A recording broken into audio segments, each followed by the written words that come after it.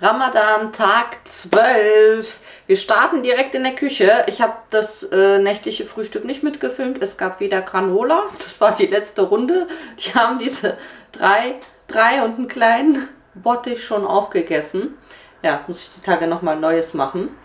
Aber ich backe heute auch Brot. Und so habe ich 2 Brotteige gestern angesetzt. Ich mache ja immer diese 24-stündige Teigruhe. Da habe ich ja auch schon eine Playliste mit Brotrezepten. Da sind, glaube ich, 2 oder 3. Ich glaube 2 Brotrezepte, ne? Also da ist ja einmal dieses Weizenmischbrot mit Roggen. Das habe ich auch hier. Und einmal ein Weizenmischbrot mit Dinkelvollkorn. Und das andere halt eben mit Roggenvollkorn. Das Einzige, was ich halt mache, und das könnt ihr mit den Rezepten, die ihr da schon habt, umwandeln. Und zwar könnt ihr einen Teil vom Wasser, zum Beispiel die Hälfte davon, gegen Joghurt oder Kefir ersetzen. Ich habe einmal in dem mit Roggenvollkorn habe ich Kefir mit reingemacht und hier mit dem Dinkelvollkorn habe ich Joghurt mit reingemacht. Das Brot wird halt dadurch nochmal so ein bisschen saftiger. Ansonsten ist das Rezept gleich. Immer eine sehr, sehr geringe Menge Hefe. Also unter 1 Gramm ist das. Und dann eine 24-stündige Teigruhe. Der ist auch schon ready. Ich muss den jetzt schon ins Gärkörbchen tun. Dann backe ich die Brote. Und ich habe nämlich noch super viele hart gekochte Eier im Kühlschrank, weil jeden Morgen gibt es halt Eier. Und dann, also jede Nacht, morgen, ihr wisst, was ich meine, zum Sauen gibt es halt immer gekochte Eier. Da bleiben aber trotzdem immer ein paar übrig.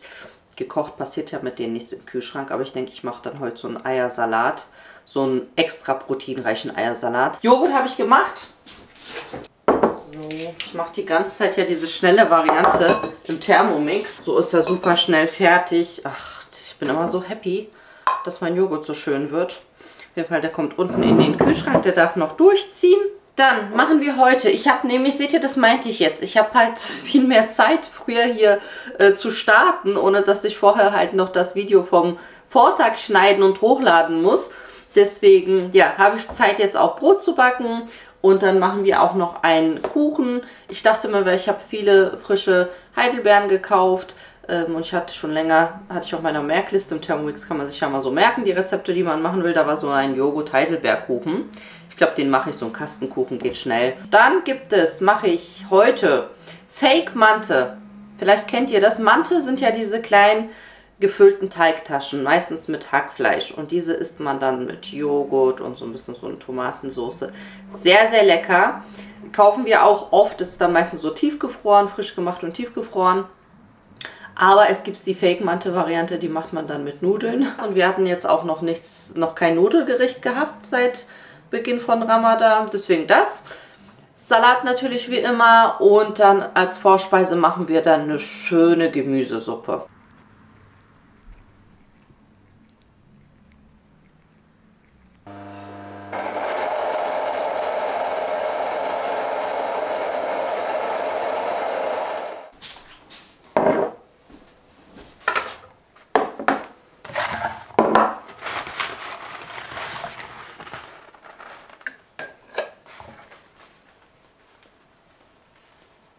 Inshallah, hoffentlich starte ich nach Ramadan endlich mit dem Sauerteig.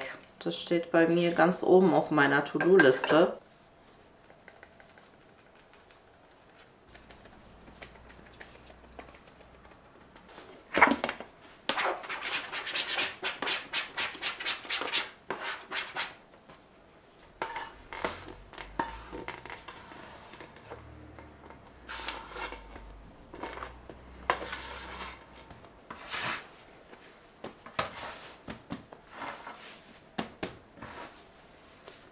Das ist jetzt aus 1 Kilogramm Mehlteig. Den anderen habe ich ein bisschen kleiner gemacht. Der geht nämlich in meine Kastenform. Der ist ungefähr so 800 Gramm Teig.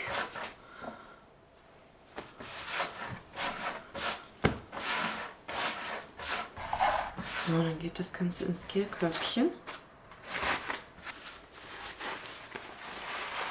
Und dann darf der Teig noch mal für eine Stunde ruhen. In einer halben Stunde mache ich schon meinen Backofen an und heize meine Gusseisentöpfe vor. Also ich heize die immer eine halbe Stunde vorher richtig ein. Also die sind dann richtig heiß und dann kommt erst der Teig hinein.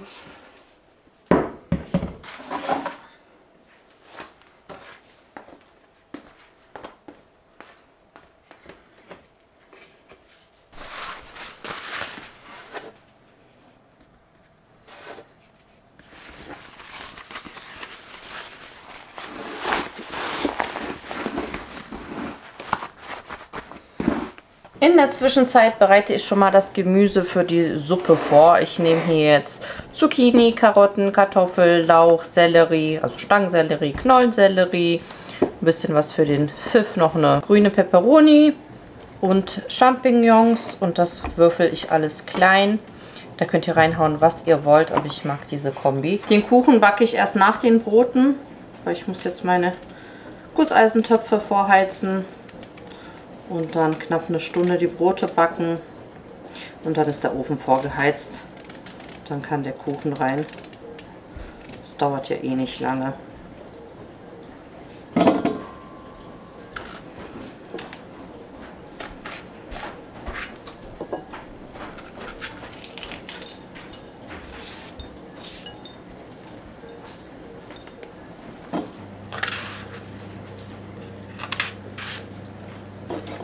Ich flitze heute wieder zum Sport. Ich habe jetzt genau die Tage, wo ich filme, sind die Tage, wo ich auch zum Sport flitze. Ja, weil es ist so mein Rhythmus jetzt im Ramadan, dass ich halt Montag, Mittwoch, Freitag gehe. Weil am Wochenende ist mein Fitnessstudio leider nur bis 20 Uhr geöffnet. Und ich gehe halt so, dass ich um 20 Uhr da bin. Weil in der Woche ist es auch nur bis 22 Uhr. Und dann bin ich immer so um 20 Uhr da und habe dann Zeit, bis 22 Uhr zu trainieren. Deswegen fällt es gerade so, dass es Montag, Mittwoch, Freitag ist. Aber ich bin jetzt froh, dass seit Ramadan, dass ich da jetzt trotzdem bei meinen 3-mal die Woche Fitness dran geblieben bin.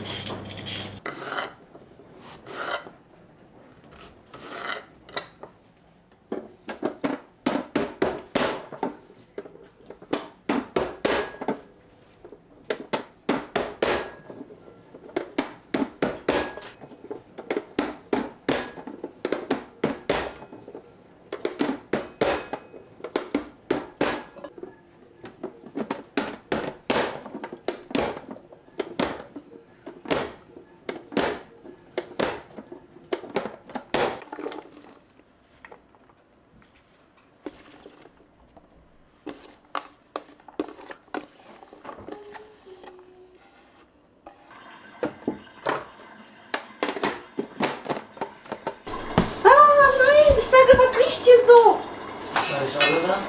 Oh! Ach Mann! Ich habe hier schon mal Kürbiskerne und Sonnenblumenkerne zum Anrüsten auf dem Herd gegeben. Na okay, es ist noch grenzwertig. Aber es geht. Es könnte schlimmer sein. Nee, die sind nicht so schlimm verbrannt. Hab ich schon vergessen. Ach. So, jetzt hole ich meine Töpfe raus und mache meine Brote rein.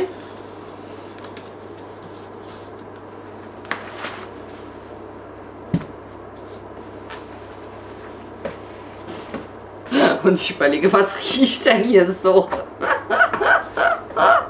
Oh Mann, ey. Ich dachte heute in den Salat, das vergesse ich nämlich ganz oft, immer so Kürbiskerne und Sonnenblumenkerne. Ist halt immer eine schöne Proteinquelle, auch nochmal gute Fette. Also Kürbiskerne sind eine echt gute Proteinquelle und haben gute Fette. Deswegen sollte man die öfters essen. Und da ist es immer ganz gut, die eigentlich in Salat reinzuhauen zum Beispiel. Könnte ich jetzt auch aufs Brot machen. Das ist eigentlich immer der Part, wo Hikmet immer kommt und mir dann hilft. Aber es ist noch früh, der ist noch nicht da. Normalerweise backe ich die ja immer abends. Jetzt mache ich das Ganze ein bisschen früher. Vorsicht hier mit den heißen Dingern. So, voll aufpassen.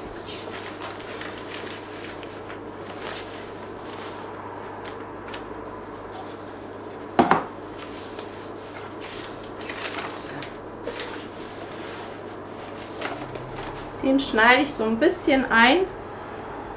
Den anderen habe ich ja mit der Faltfläche nach unten gelegt. Das heißt, das Gefaltete ist dann oben, wenn ich es stürze, und das reißt dann so schön von Natur aus ein. Oh, der Teig ist auch richtig fluffy geworden.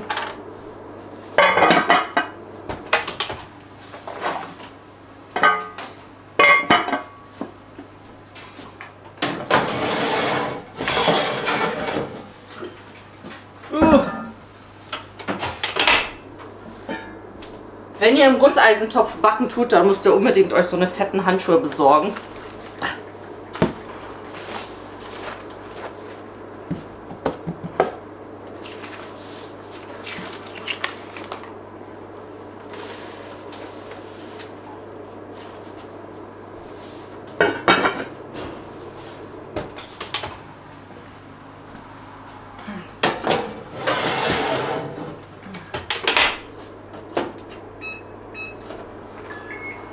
Hey Siri, stell mir den Timer auf 45 Minuten.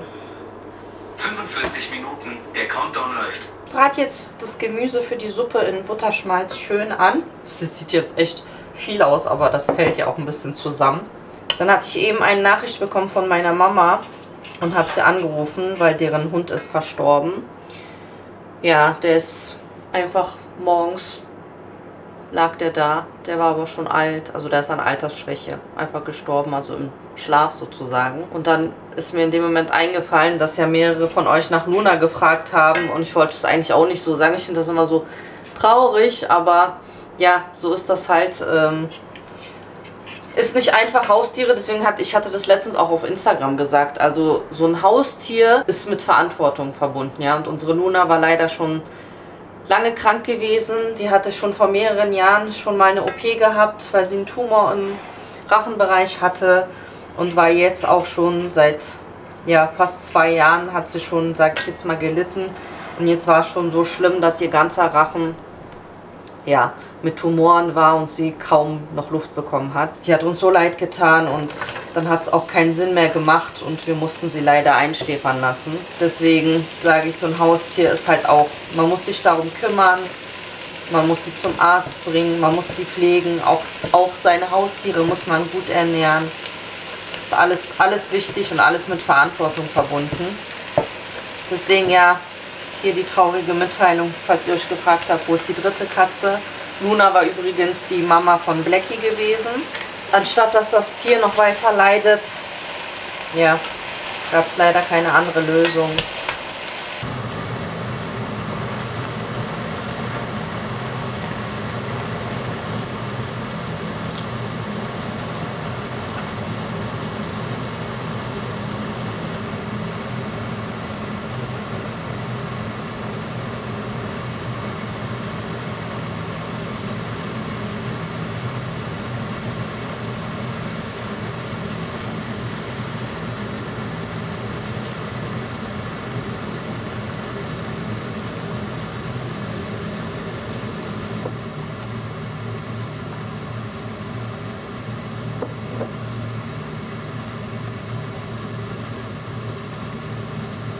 Ich habe ein bisschen Mehl dazu gegeben, einfach damit die Suppe so ein bisschen cremiger wird.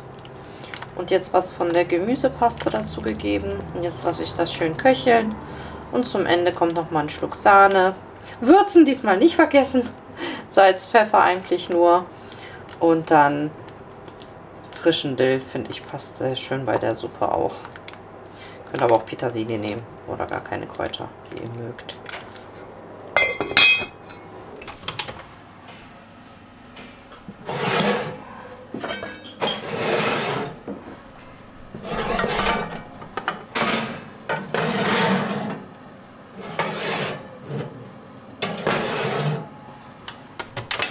Die Brote sind gleich fertig. Ich mache jetzt den Kuchen. Das ist, falls ihr den Thermomix habt, Heidelbeer Joghurt Kastenkuchen. Habe ich noch nicht gemacht, aber bin ich gespannt. Backofen vorheizen, haben wir schon. Kastenform einfetten machen wir. Eigentlich so ein Standardrezept für einen Kastenkuchen. Nur, dass hier Blaubeeren dabei sind. Mit Butter, Zucker, Mehl, Backpulver, Vanille. Ich bemehle die Blaubeeren so ein bisschen, damit die nicht alle so nach unten sacken. Ich habe an dem Thermomix-Rezept eigentlich nur verändert, dass ich Dinkelmehl genommen habe, statt Weizenmehl. Ansonsten ist alles gleich.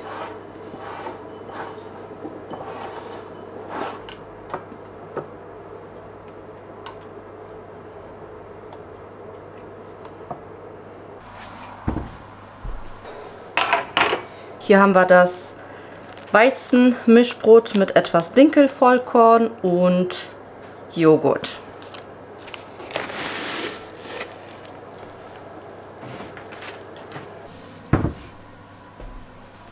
Und Kuchen geht in den Ofen. Und das ist das Brot mit auch Weizen und Roggenvollkornmehl und Kefir.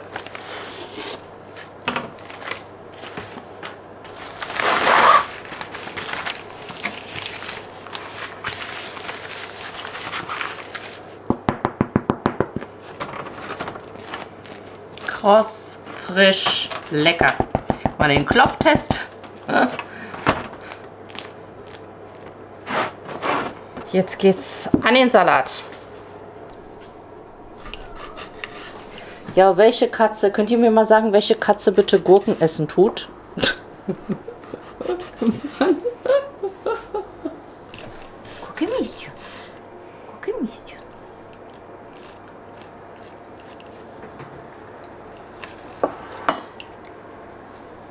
Noch mehr Gurke? Ist so refreshing, wa? Gurke. Bin im Reatum, Benny. Ui, die Bubus. Ui. So. Reicht aber, ne? Ja, let's. Bitte.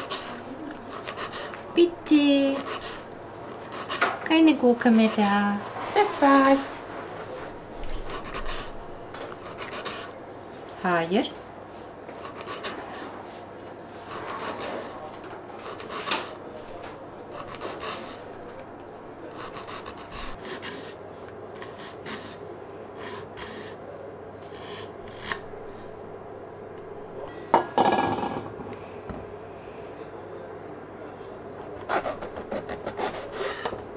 Für die Fake Mante brate ich jetzt Hackfleisch einmal an.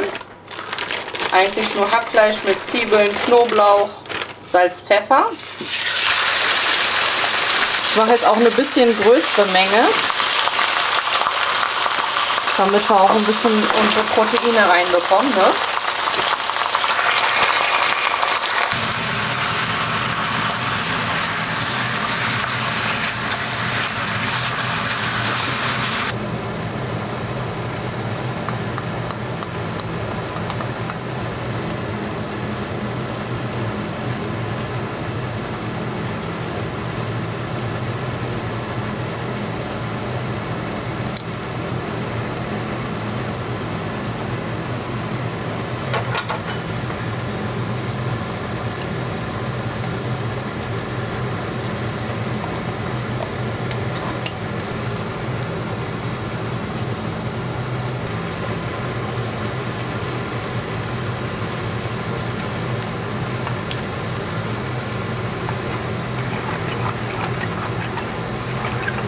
Für die Fake Mante nehmen wir jetzt einmal Joghurt, Knoblauch und Salz, mehr eigentlich nicht.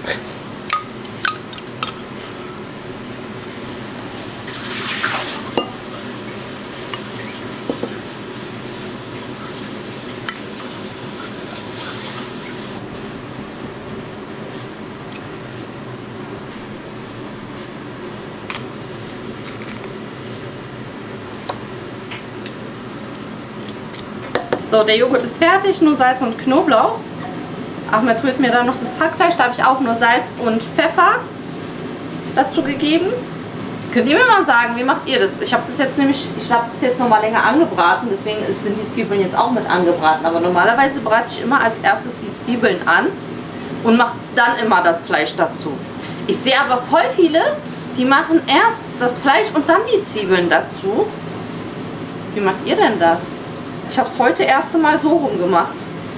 Da habe ich mich gefragt, ist das richtig so? Gibt es da eine Regel? Ich meine, wenn das Fleisch lange bratet, jetzt hat ja das jetzt noch mal länger angebraten, jetzt sind die Zwiebeln auch noch durch und ich lasse es jetzt eher mit dem Deckel auf niedriger Stufe jetzt noch mal stehen, damit das durchzieht, weil ich muss ja noch die Nudeln kochen, aber das geht ja schnell. Die mache ich dann ins Wasser, wenn wir schon anfangen, die Suppe zu trinken. Da habe ich extra solche Volanti heißen die. So sehen die aus. So ein bisschen wie so Knöpfe, wie so Öhrchen. Es gibt diese türkischen Nudeln, die sind wie Rigatoni, aber so abgeschnitten, also so Röllchen. Die sind auch sehr gut dafür geeignet. Aber ich habe jetzt die genommen. Mal gucken. Ich mache jetzt den Salat langsam mit meinem klassischen Dressing, Zitronensaft, Granatapfelsirup, Sumak, Salz, Pfeffer, Olivenöl. Das war's. Dann gebe ich noch meine gerösteten Kürbis- und Sonnenblumenkerne. Seid ihr der Typ, ich räume zum Schluss auf? Oder der Typ, während man kocht, direkt schon aufräumen und sauber halten? Schreibt das mal in die Kommentare. Ich muss immer direkt aufräumen, sauber machen, dann hat man später weniger zu tun.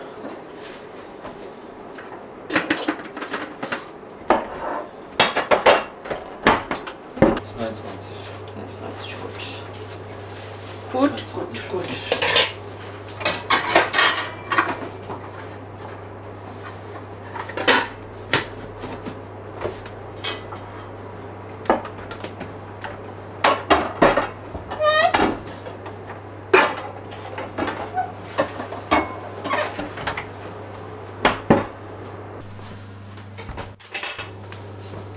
Kuchen ist auch fertig. Der darf jetzt abkühlen an einem sicheren Ort. Für die Soße, für die Fake-Mante, brate ich ein bisschen Tomaten, Paprikamark mit etwas Butter an.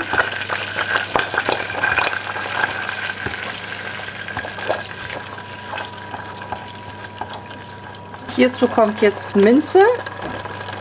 Die ist so essentiell dafür. Manche machen zum Beispiel nur Butter und geben dann Paprikapulver dazu. Also da gibt es auch unterschiedliche Methoden. Ich mache das immer so. Ich gebe halt nochmal Wasser dazu, damit es so ein bisschen wässriger wird, soßiger wird. Nicht ganz so eine nur fettbasierte Soße. Davon kommt ja auch nur ganz wenig auf den Joghurt dann drauf. Einmal kurz aufkochen und das war's auch schon.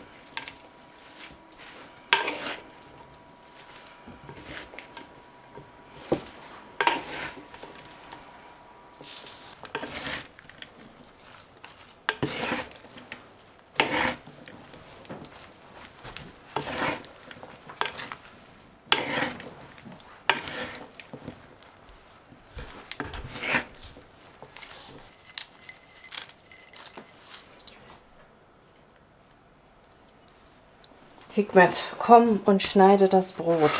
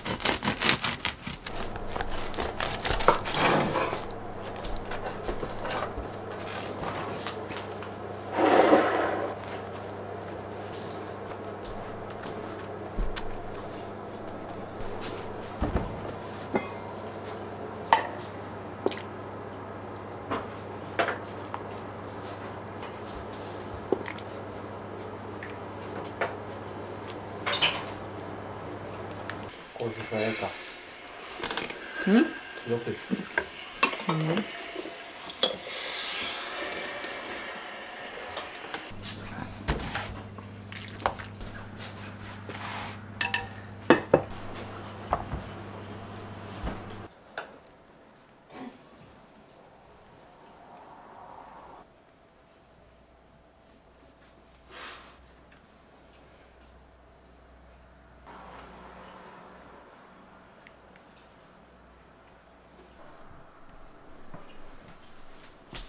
Für mich heißt es jetzt wieder ab zum Sport. Und wenn ich wiederkomme, schneiden wir den Kuchen an. Ich hätte den eigentlich vor dem Broten backen sollen. Wäre besser gewesen, aber meine Teige musste ich eigentlich schon bereit machen. Naja, seht ihr, ist doch ein bisschen nicht immer so einfach alles zeitlich hinzubekommen. Aber ich schneide den später an, weil ich will auf jeden Fall ein Stück naschen. Die Kids wollen den morgen essen, weil theoretisch kann man den schön lauwarm essen, so einen Kuchen, aber die Kids mögen es nicht. Die mögen immer kalten Kuchen, die mögen nicht so lauwarm. Ich mag eigentlich so lauwarm, frisch gebackenen Kuchen. So, wenn auch noch die Blaubeeren so schön warm sind. Naja, schauen wir danach, wenn ich wiederkomme. Und wir machen noch zusammen den Rich Protein, den extra proteinreichen Eiersalat. Den gibt es dann nämlich zum nächtlichen Frühstück. Aber ich zeige euch den, wie ich mache. Wir haben jetzt frisch gebackenes Brot. Dann gibt es heute das erste Mal nach 12 Tagen Brot zum nächtlichen Frühstück. Es gab die ganze Zeit Porridge, Granola, Pancakes hatten wir schon, aber Brot gab es noch nicht. Also so Brot schön mit so einem proteinreichen Eiersalat ist ja auch nicht schlecht. Aber ich gehe jetzt erstmal zum Sport. Ich habe jetzt hier die Eier mit dem Eierschneider klein geschnippelt.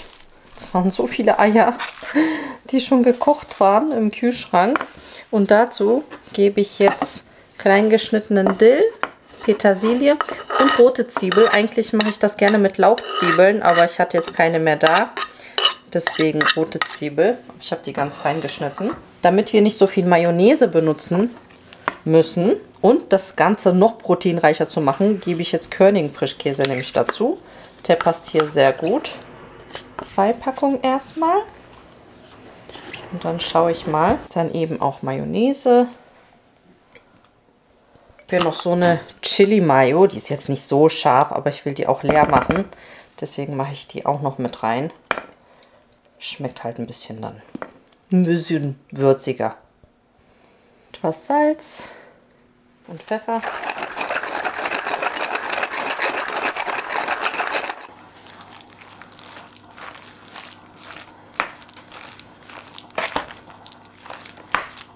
Wer mag, könnte jetzt hier zum Beispiel auch noch Gewürzgürkchen dazu geben. Oder was auch noch sehr lecker schmeckt, ist, wenn man so ein bisschen ganz fein geschnittenen Sellerie dazu macht. Stangensellerie.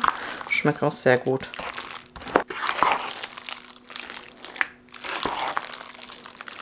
Das jetzt auf eine schöne, fette Scheibe Brot. Das gönne ich mir jetzt.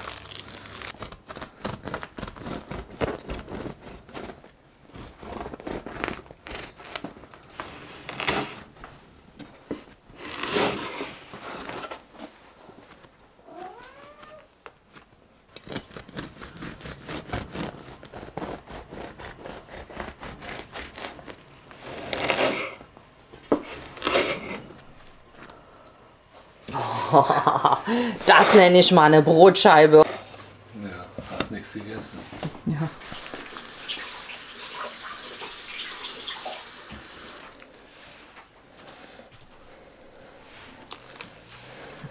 Das ist doch mal eine Stulle.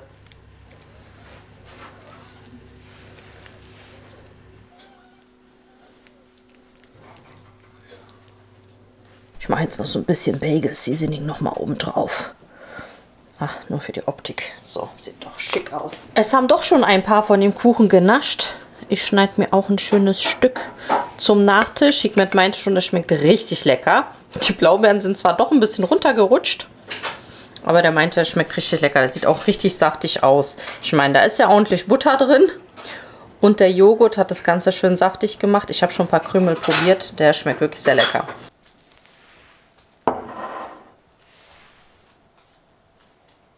Das ist jetzt mein Abendessen. Ich esse jetzt keine Nudeln. Ich gönne mir diese fette Stulle mit dem Eiersalat. Der schmeckt sehr lecker. Und zum Nachtisch ein Stück Kuchen. Dazu mein Matcha. Und beende hier den Ramadan-Vlog Tag 12. Vlog ist es der 9., glaube ich, wenn ich mich nicht irre. Und hoffe, wir sehen uns beim nächsten Teil wieder. Falls ihr das letzte Video noch nicht geschaut habt, dann seht ihr das hier. Hier könnt ihr den Kanal abonnieren, falls ihr das noch nicht gemacht habt. Über einen Daumen nach oben freuen wir uns sehr. Und ich hoffe, wir sehen uns beim nächsten Video wieder. Bis dann!